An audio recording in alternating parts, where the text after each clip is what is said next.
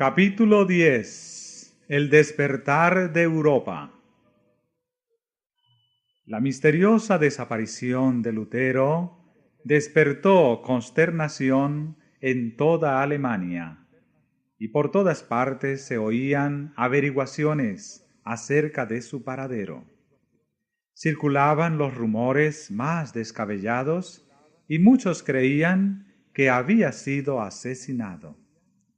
Oíanse lamentos no sólo entre sus partidarios declarados, sino también entre millares de personas que aún no se habían decidido abiertamente por la Reforma.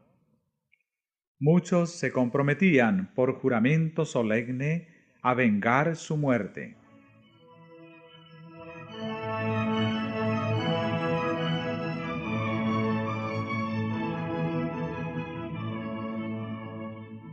Los principales jefes del romanismo vieron aterrorizados a qué grado había llegado la animosidad contra ellos, y aunque al principio se habían regocijado por la supuesta muerte de Lutero, pronto desearon huir de la ira del pueblo. Los enemigos del reformador no se habían visto tan preocupados por los actos más atrevidos que cometiera mientras estaba entre ellos, como por su desaparición. Los que en su ira habían querido matar al arrojado reformador estaban dominados por el miedo, ahora que él no era más que un cautivo indefenso. El único medio que nos queda para salvarnos, dijo uno, consiste en encender antorchas e ir a buscar a Lutero por toda la tierra, para devolverle a la nación que le reclama. El edicto del emperador parecía completamente ineficaz. Los legados del Papa se llenaron de indignación al ver que dicho edicto llamaba menos la atención que la suerte de Lutero.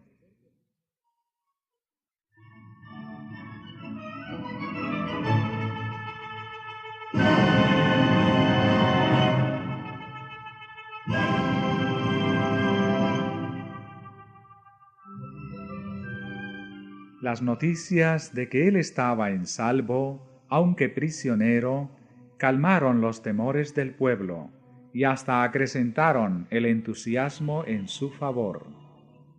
Sus escritos se leían con mayor avidez que nunca antes. Un número siempre creciente de adeptos se unía a la causa del hombre heroico que frente a desventajas abrumadoras defendía la palabra de Dios. La Reforma iba cobrando constantemente fuerzas. La semilla que Lutero había sembrado brotaba en todas partes. Su ausencia realizó una obra que su presencia no habría realizado. Otros obreros sintieron nueva responsabilidad al serles quitado su jefe, y con nueva fe y ardor se adelantaron a hacer cuanto pudiesen para que la obra tan noblemente comenzada no fuese estorbada.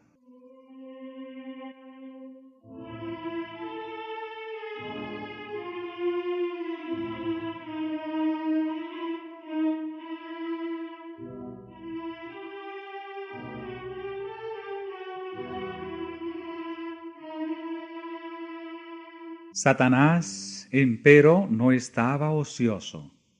Intentó lo que ya había intentado en otros movimientos de reforma, es decir, engañar y perjudicar al pueblo dándole una falsificación en lugar de la obra verdadera.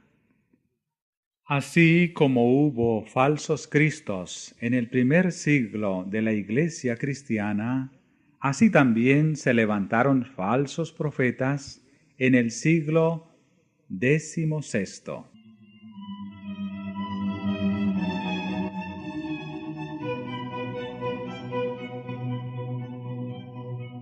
Unos cuantos hombres, afectados íntimamente por la agitación religiosa, Se imaginaron haber recibido revelaciones especiales del cielo y se dieron por designados divinamente para llevar a feliz término la obra de la Reforma, la cual, según ellos, había sido débilmente iniciada por Lutero.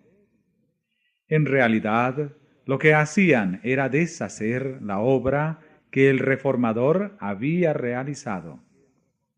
Rechazaban el gran principio que era la base misma de la Reforma, es a saber, que la palabra de Dios es la regla perfecta de fe y práctica. Y en lugar de tan infalible guía, sustituían la norma variable e insegura de sus propios sentimientos e impresiones.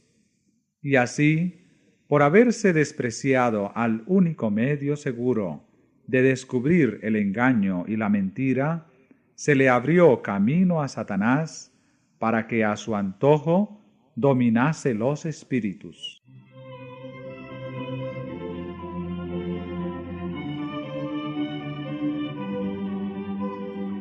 Uno de estos profetas aseveraba haber sido instruido por el ángel Gabriel.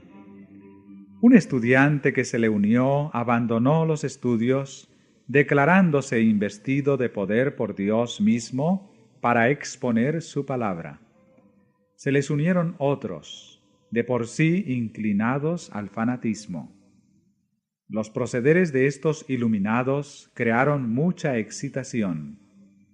La predicación de Lutero había hecho sentir al pueblo en todas partes la necesidad de una reforma, y algunas personas de buena fe se dejaron extraviar por las pretensiones de los nuevos profetas.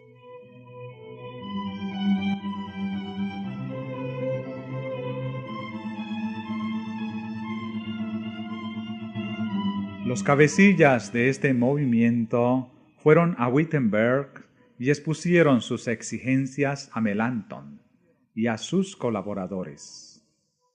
Decían: somos enviados por Dios para enseñar al pueblo. Hemos conversado familiarmente con Dios y por lo tanto sabemos lo que ha de acontecer. Para decirlo en una palabra, somos apóstoles y profetas y apelamos al doctor Lutero.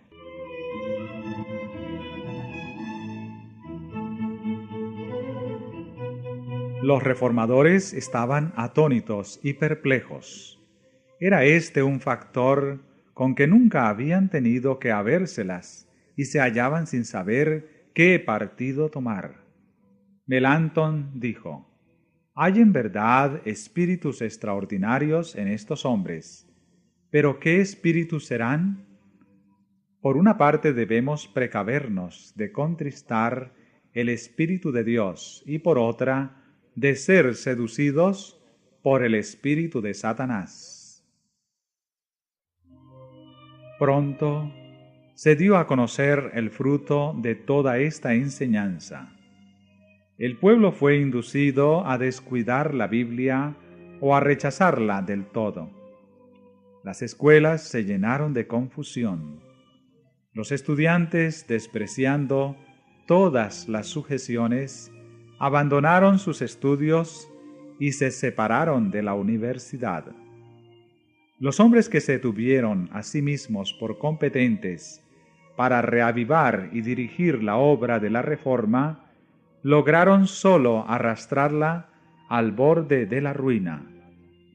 Los romanistas, recobrando confianza, exclamaban alegres: un esfuerzo más y todo será nuestro.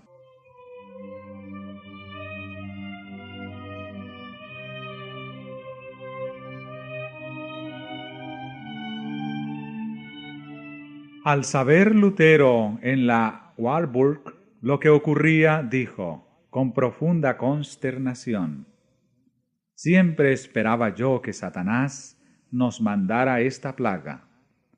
Se dio cuenta del verdadero carácter de estos fementidos profetas y vio el peligro que amenazaba a la causa de la verdad.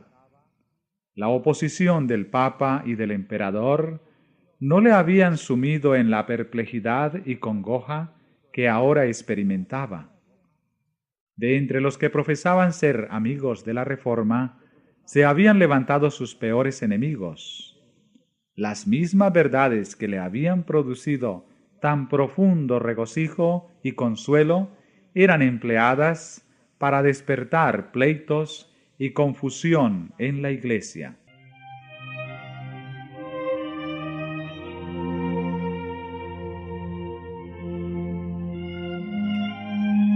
En la obra de la Reforma, Lutero había sido impulsado por el Espíritu de Dios y llevado más allá de lo que pensara.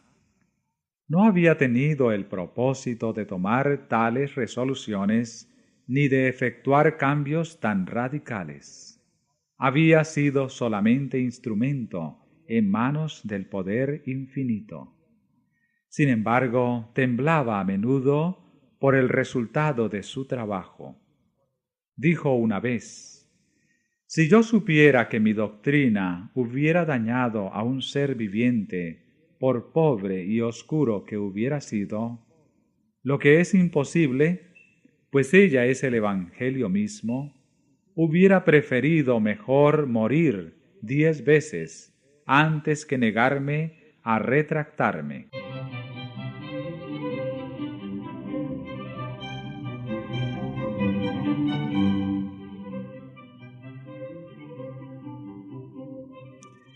Y ahora hasta el mismo Wittenberg, el verdadero centro de la Reforma, caía rápidamente bajo el poder del fanatismo y de los desórdenes.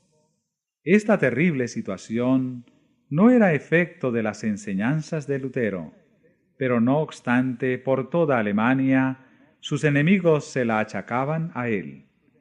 Con el ánimo deprimido, preguntábase a veces a sí mismo: ¿será posible que así remate la gran obra de la Reforma? Pero cuando hubo orado fervientemente al respecto, volvió la paz a su alma. «La obra no es mía sino tuya», decía él, «y no consentirás que se malogre por causa de la superstición o del fanatismo». El solo pensamiento de seguir apartado del conflicto en una crisis tal le era insoportable, de modo que decidió volver a Wittenberg.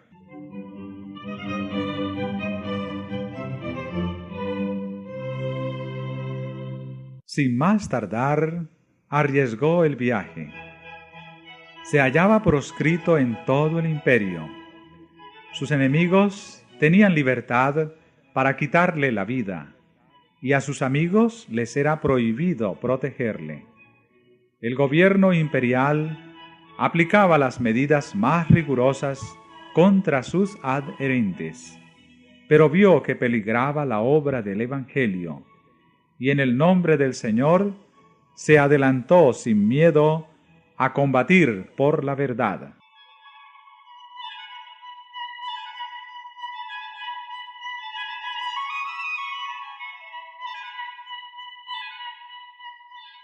En una carta que dirigió al elector, después de manifestar el propósito que alentaba de salir de la Warburg, decía: «Sepa su Alteza que me dirijo a Wittenberg bajo una protección más valiosa que la de príncipes y electores.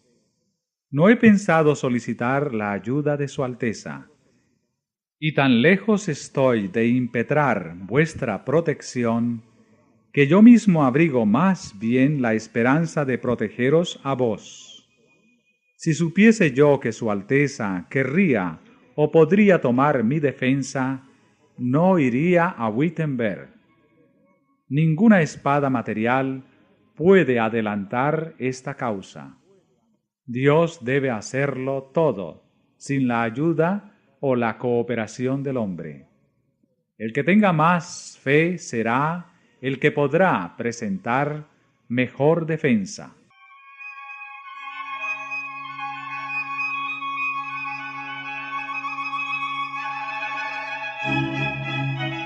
En una segunda carta que escribió, camino de Wittenberg, añadía Lutero: heme aquí, dispuesto a sufrir la reprobación de su Alteza y el enojo del mundo entero.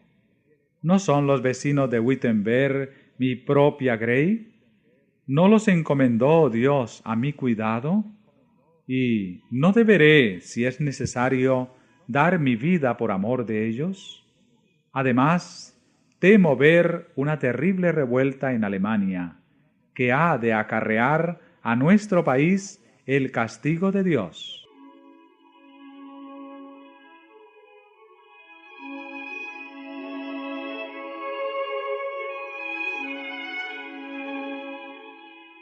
Con exquisita precaución y humildad, pero a la vez con decisión y firmeza, volvió Lutero a su trabajo. Con la Biblia, dijo, debemos rebatir y echar fuera lo que logró imponerse por medio de la fuerza. Yo no deseo que se valgan de la violencia contra los supersticiosos y los incrédulos. No hay que constreñir a nadie. La libertad es la esencia misma de la fe.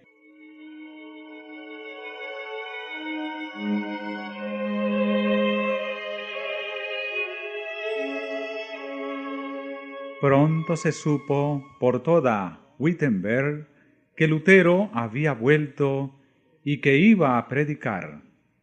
El pueblo acudió de todas partes, al punto que no podía caber en la iglesia. Subiendo al púlpito, instruyó el reformador a sus oyentes. Con notable sabiduría y mansedumbre los exhortó y los amonestó. Refiriéndose en su sermón a las medidas violentas de que algunos habían echado mano para abolir la misa, dijo: la misa es una cosa mala. Dios se opone a ella. Debería abolirse, y yo desearía que en su lugar se estableciese en todas partes la Santa Cena del Evangelio. Pero no apartéis de ella a nadie por la fuerza. Debemos dejar el asunto en manos de Dios. No somos nosotros los que hemos de obrar, sino su palabra. ¿Y por qué? Me preguntaréis. Porque los corazones de los hombres no están en mis manos como el barro en las manos del alfarero. Tenemos derecho de hablar, pero no tenemos derecho de obligar a nadie. Prediquemos y confiemos lo demás a Dios. Si me resuelvo a hacer uso de la fuerza, ¿qué conseguiré? Fingimientos, formalismo, ordenanzas humanas, hipocresía. Pero en todo esto no se hallará sinceridad de corazón, ni fe, ni amor. Y donde falte esto, todo falta. Y yo no daría ni una paja por celebrar una victoria de esta índole. Dios puede hacer más mediante el mero poder de su palabra que vosotros y yo y el mundo entero con nuestros esfuerzos unidos. Dios sujeta el corazón, y una vez sujeto, todo está ganado.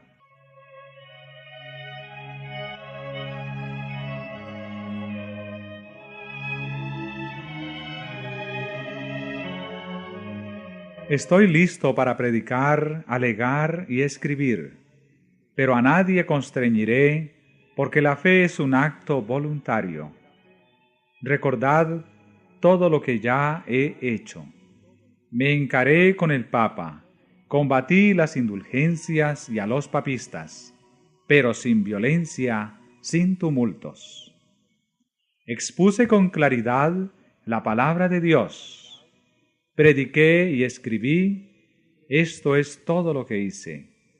Y sin embargo, mientras yo dormía, la palabra que había predicado afectó al papado como nunca le perjudicó príncipe ni emperador alguno. Y sin embargo, nada hice. La palabra sola lo hizo todo. Si hubiese yo apelado a la fuerza, el suelo de Alemania habría sido tal vez inundado con sangre. Pero ¿cuál hubiera sido el resultado? La ruina y la destrucción del alma y del cuerpo. En consecuencia, me quedo quieto y dejo que la palabra se extienda a lo largo y a lo ancho de la tierra.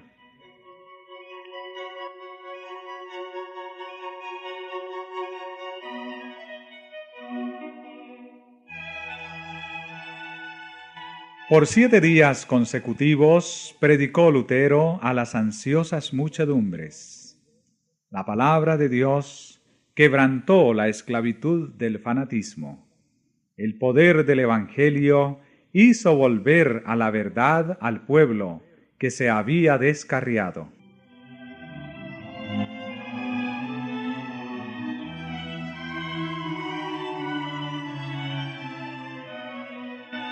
Lutero no deseaba verse con los fanáticos cuyas enseñanzas habían causado tan grave perjuicio. Harto los conocía por hombres de escaso juicio y de pasiones desordenadas, y que, pretendiendo ser iluminados directamente por el cielo, no admitirían la menor contradicción, ni atenderían a un solo consejo, ni a un solo cariñoso reproche. Arrogándose la suprema autoridad, exigían de todos que, sin la menor resistencia, reconociesen lo que ellos pretendían. Pero como solicitasen una entrevista con él, consintió en recibirlos y denunció sus pretensiones con tanto éxito que los impostores se alejaron en el acto de Wittenberg.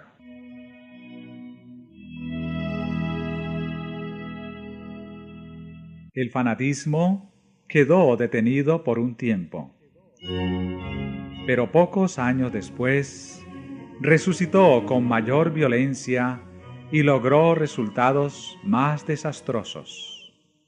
Respecto a los principales directores de este movimiento, dijo Lutero: para ellos las sagradas escrituras son letra muerta. Todos gritan: el Espíritu, el Espíritu. Pero yo no quisiera ir, por cierto, a donde su Espíritu los guía. Plegue a Dios en su misericordia guardarme de pertenecer a una iglesia en la cual solo haya santos. Deseo estar con los humildes, los débiles, los enfermos, todos los cuales conocen y sienten su pecado y suspiran y claman de continuo a Dios desde el fondo de sus corazones, para que Él los consuele y los sostenga.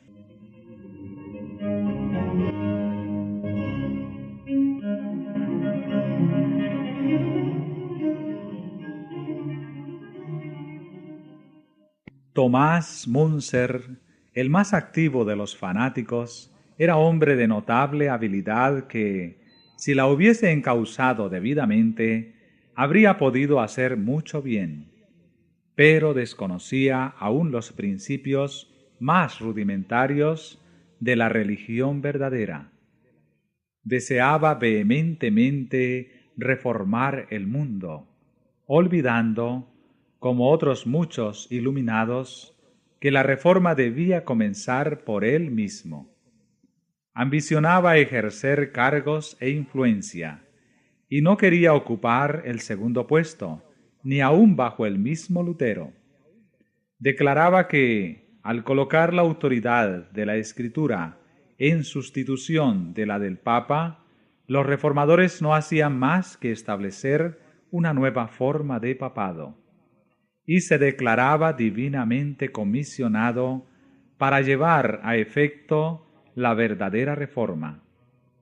El que tiene este espíritu, decía Munzer, posee la verdadera fe, aunque ni por una sola vez en su vida haya visto las Sagradas Escrituras.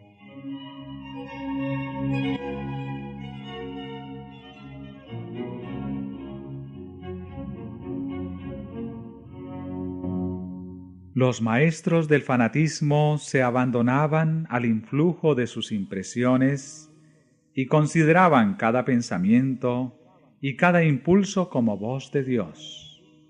En consecuencia, se fueron a los extremos. Algunos llegaron hasta quemar sus Biblias, exclamando: «La letra mata, el espíritu es el que da vida». Las enseñanzas de Münzer apelaban a la afición del hombre a lo maravilloso y de paso daban rienda suelta a su orgullo al colocar en realidad las ideas y las opiniones de los hombres por encima de la palabra de Dios. Millares de personas aceptaban sus doctrinas. Pronto llegó a condenar el orden en el culto público y declaró que obedecer a los príncipes era querer servir a Dios y a Belial.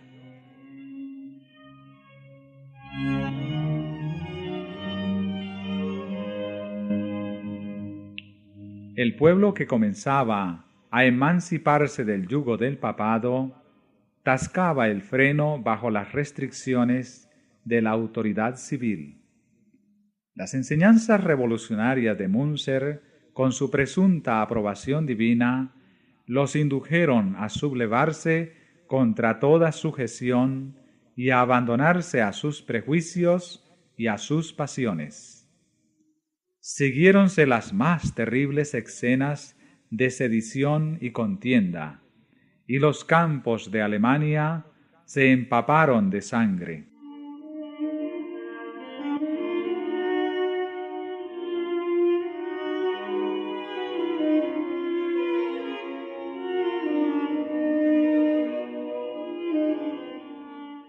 La angustia de corazón que Lutero había experimentado hacía tanto tiempo en Erfurt se apoderó de él nuevamente con redoblada fuerza al ver que los resultados del fanatismo eran considerados como efecto de la Reforma. Los príncipes papistas declaraban, y muchos estaban dispuestos a dar crédito al aserto, que la rebelión era fruto legítimo de las doctrinas de Lutero.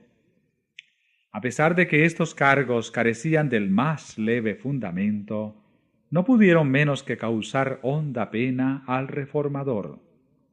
Parecíale insoportable que se deshonrase así la causa de la verdad, identificándola con tan grosero fanatismo. Por otra parte, los jefes de la revuelta odiaban a Lutero, no sólo porque se había opuesto a sus doctrinas y se había negado a reconocerles autorización divina, sino porque los había declarado rebeldes ante las autoridades civiles. En venganza le llamaban vil impostor. Parecía haberse atraído la enemistad tanto de los príncipes como del pueblo.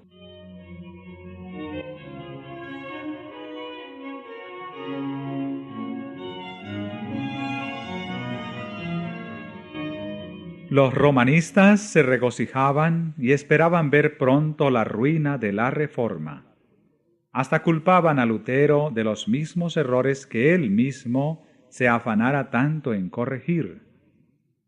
El partido de los fanáticos, declarando falsamente haber sido tratados con injusticia, logró ganar la simpatía de mucha gente y, como sucede con frecuencia con los que se inclinan del lado del error, fueron pronto aquellos considerados como mártires.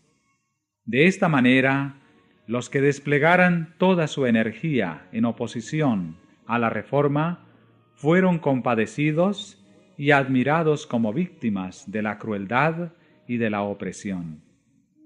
Esta era la obra de Satanás, y la impulsaba el mismo espíritu de rebelión que se manifestó por primera vez en los cielos.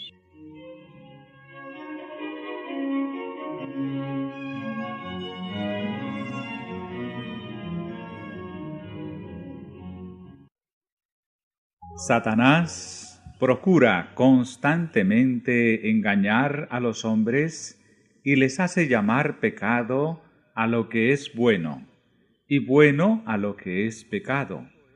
¿Y cuánto éxito ha tenido su obra?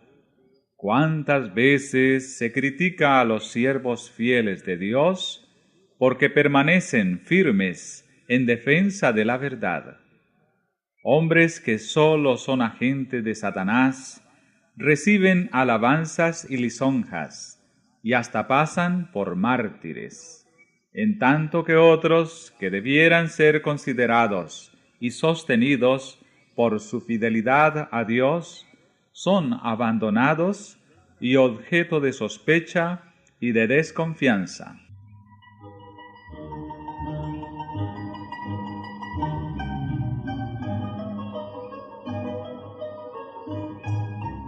La falsa piedad y la falsa santificación siguen haciendo su obra de engaño.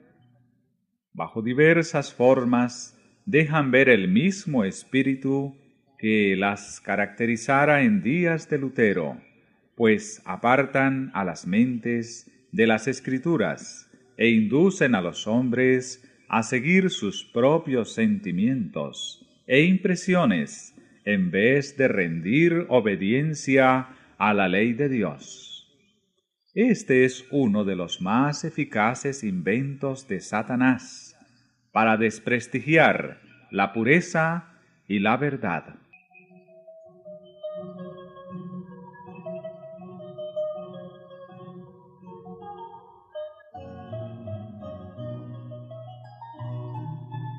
Denodadamente defendió Lutero el Evangelio contra los ataques de que era objeto desde todas partes. La palabra de Dios demostró ser una arma poderosa en cada conflicto.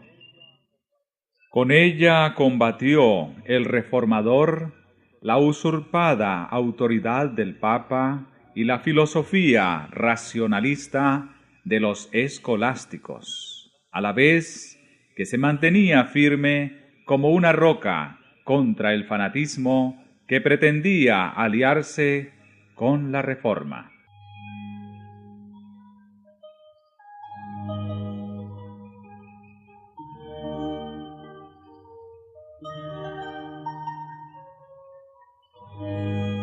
Cada uno a su manera, estos elementos opuestos dejaban a un lado las sagradas escrituras y exaltaban la sabiduría humana como el gran recurso para conocer la verdad religiosa. El racionalismo hace un ídolo de la razón y la constituye como criterio religioso. El romanismo, al atribuir a su soberano pontífice una inspiración que proviene en línea recta de los apóstoles y continúa invariable al través de los tiempos, da amplia oportunidad para toda clase de extravagancias y corrupciones que se ocultan bajo la santidad del mandato apostólico. La inspiración a que pretendían Munzer y sus colegas no procedía sino de los desvaríos de su imaginación, y su influencia subvertía toda autoridad humana o divina. El cristianismo recibe la palabra de Dios como el gran tesoro de la verdad inspirada y la piedra de toque de toda inspiración.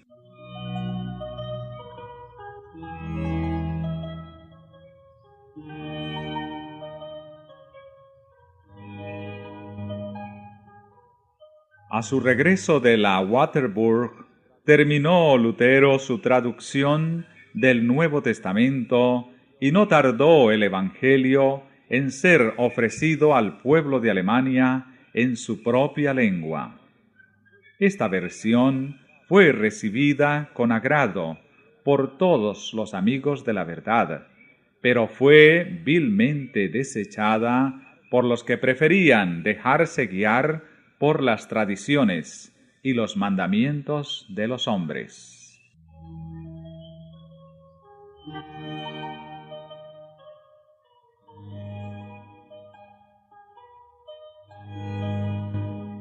Se alarmaron los sacerdotes al pensar que el vulgo iba a poder discutir con ellos los preceptos de la palabra de Dios y descubrir la ignorancia de ellos. Las armas carnales de su raciocinio eran impotentes contra la espada del Espíritu.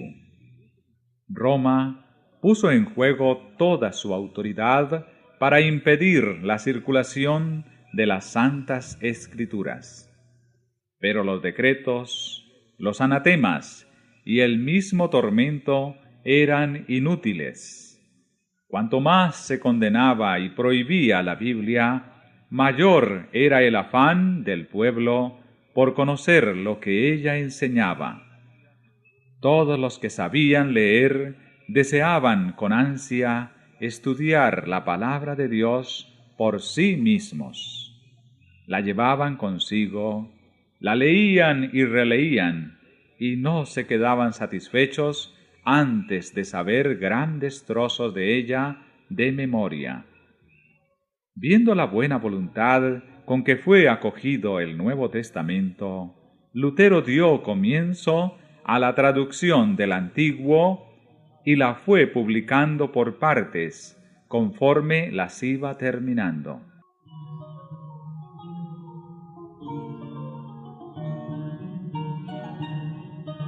Sus escritos tenían aceptación en la ciudad y en las aldeas. Lo que Lutero y sus amigos escribían, otros se encargaban de esparcirlo por todas partes. Los monjes que habían reconocido el carácter ilegítimo de las obligaciones monacales y deseaban cambiar su vida de indolencia por una de actividad, pero se sentían muy incapaces de proclamar por sí mismos la palabra de Dios, cruzaban las provincias vendiendo los escritos de Lutero y sus colegas. Al poco tiempo, Alemania pululaba con estos intrépidos colportores.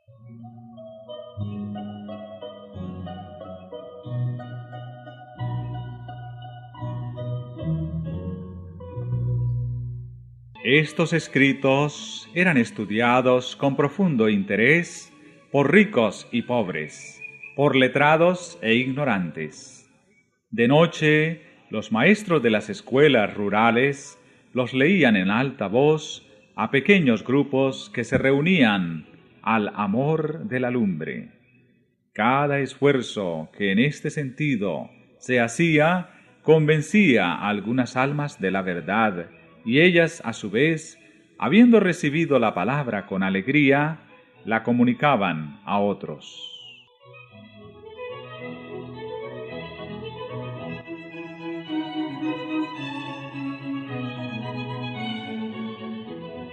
Así se cumplían las palabras inspiradas.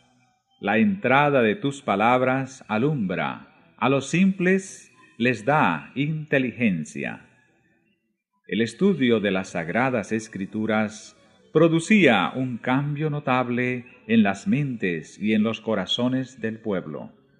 El dominio papal les había impuesto un yugo férreo que los mantenía en la ignorancia y en la degradación. Con escrúpulos supersticiosos observaban las formas, pero era muy pequeña la parte que la mente y el corazón tomaban en los servicios.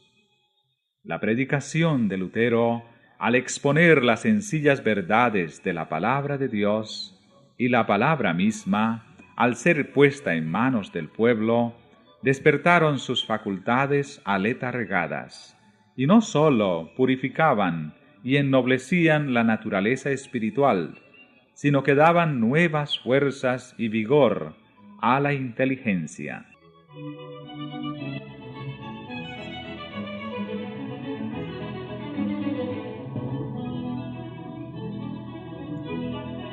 Veíanse a personas de todas las clases sociales defender con la Biblia en la mano las doctrinas de la Reforma.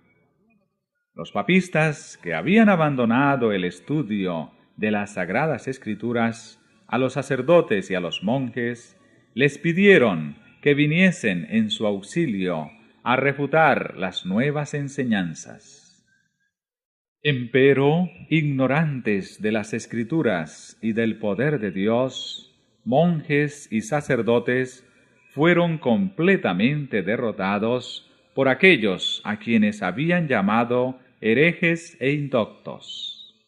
Desgraciadamente, decía un escritor católico, Lutero ha convencido a sus correligionarios de que su fe debe fundarse solamente en la Santa Escritura. Las multitudes se congregaban para escuchar a hombres de poca ilustración defender la verdad y hasta discutir acerca de ella con teólogos instruidos y elocuentes. La vergonzosa ignorancia de estos grandes hombres se descubría tan luego como sus argumentos eran refutados por las sencillas enseñanzas de la palabra de Dios. Los hombres de trabajo, los soldados y hasta los niños estaban más familiarizados con las enseñanzas de la Biblia que los sacerdotes y los sabios doctores.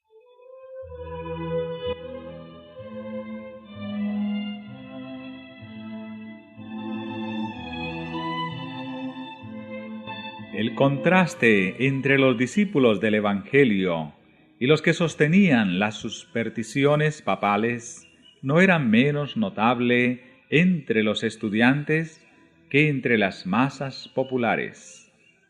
En oposición a los antiguos campeones de la jerarquía que había descuidado el estudio de los idiomas y de la literatura, levantábanse jóvenes de mente privilegiada, muchos de los cuales se consagraban al estudio de las Escrituras y se familiarizaban con los tesoros de la literatura antigua. Dotados de rápida percepción, de almas elevadas y de corazones intrépidos, pronto llegaron a alcanzar estos jóvenes tanta competencia que durante mucho tiempo nadie se atrevía a hacerles frente. De manera que en los concursos públicos en que estos jóvenes campeones de la Reforma se encontraban con doctores papistas, los atacaban con tanta facilidad y confianza que los hacían vacilar y los exponían al desprecio de todos.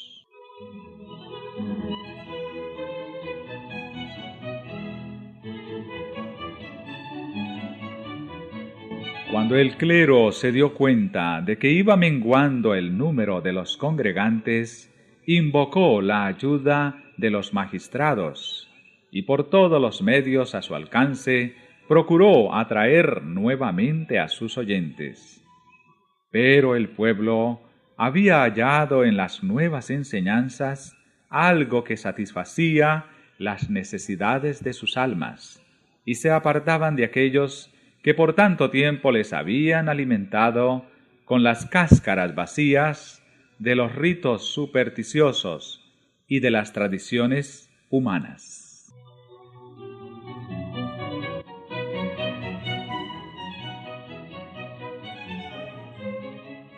Cuando la persecución ardía contra los predicadores de la verdad, ponían éstos en práctica las palabras de Cristo. Cuando, pues, os persiguieren en una ciudad, huid a otra. La luz penetraba en todas partes. Los fugitivos hallaban en algún lugar puertas hospitalarias que les eran abiertas, y morando allí, predicaban a Cristo, a veces en la iglesia, o, si se les negaba ese privilegio, en casas particulares o al aire libre. Cualquier sitio en que hallasen un oyente, se convertía en templo. La verdad, proclamada con tanta energía y fidelidad, se extendía con irresistible poder.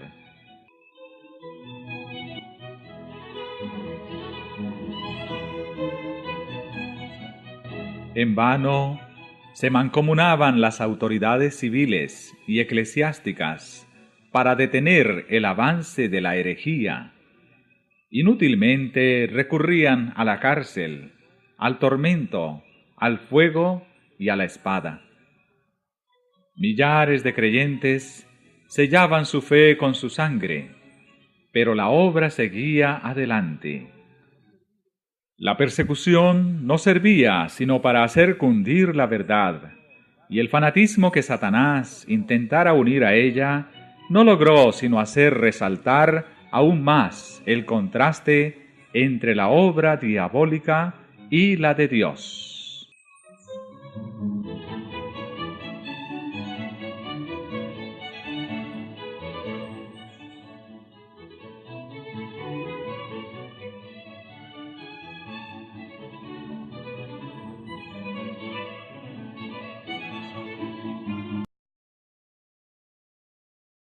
El emperador parecía completamente ineficaz.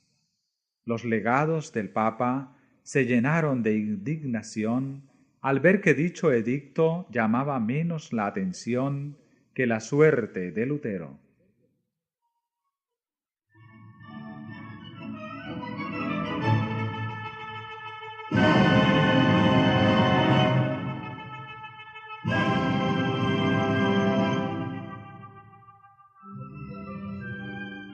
Las noticias de que él estaba en salvo, aunque prisionero, calmaron los temores del pueblo y hasta acrecentaron el entusiasmo en su favor. Sus escritos se leían con mayor avidez que nunca antes.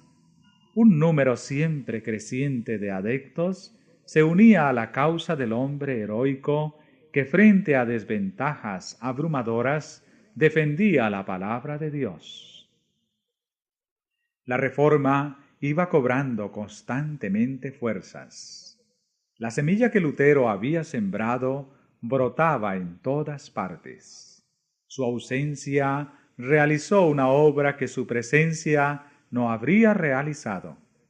Otros obreros sintieron nueva responsabilidad al serles quitado su jefe, y con nueva fe y ardor se adelantaron a hacer cuanto pudiesen para que la obra, tan noblemente comenzada, no fuese estorbada.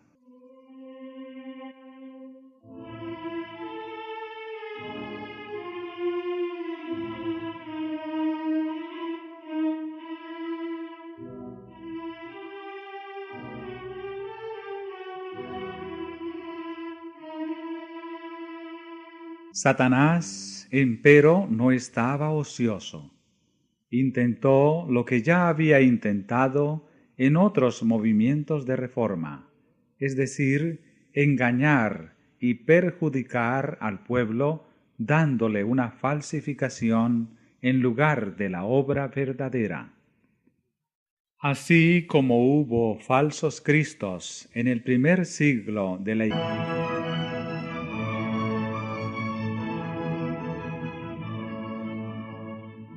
los principales jefes del romanismo vieron aterrorizados a qué grado había llegado la animosidad contra ellos, y aunque al principio se habían regocijado por la supuesta muerte de Lutero, pronto desearon huir de la ira del pueblo. Los enemigos del reformador no se habían visto tan preocupados por los actos más atrevidos que cometiera mientras estaba entre ellos, como por su desaparición.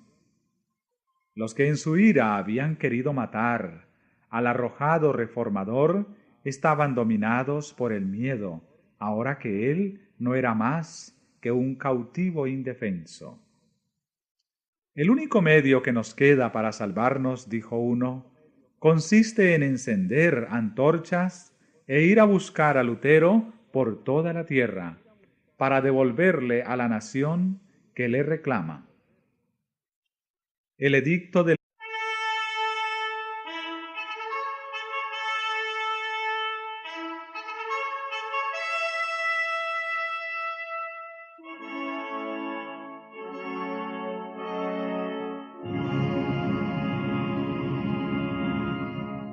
Capítulo 10. El despertar de Europa. La misteriosa desaparición de Lutero despertó consternación en toda Alemania, y por todas partes se oían averiguaciones acerca de su paradero. Circulaban los rumores más descabellados, y muchos creían que había sido asesinado.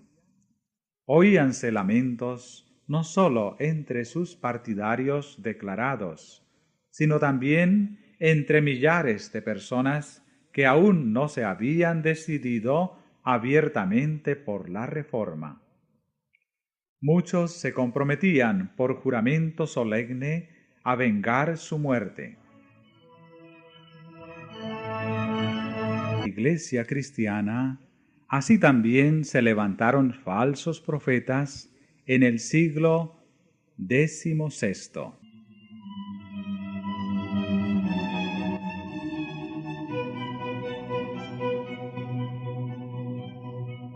Unos cuantos hombres, afectados íntimamente por la agitación religiosa, se imaginaron haber recibido revelaciones especiales del cielo, y se dieron por designados divinamente para llevar a feliz término la obra de la reforma, la cual, según ellos, había sido débilmente iniciada por Lutero. En realidad, lo que hacían era deshacer la obra que el reformador había realizado. Rechazaban el gran principio que era la base misma de la reforma, es a saber, que la palabra de Dios es la regla perfecta de fe y práctica, y en lugar de tan infalible guía,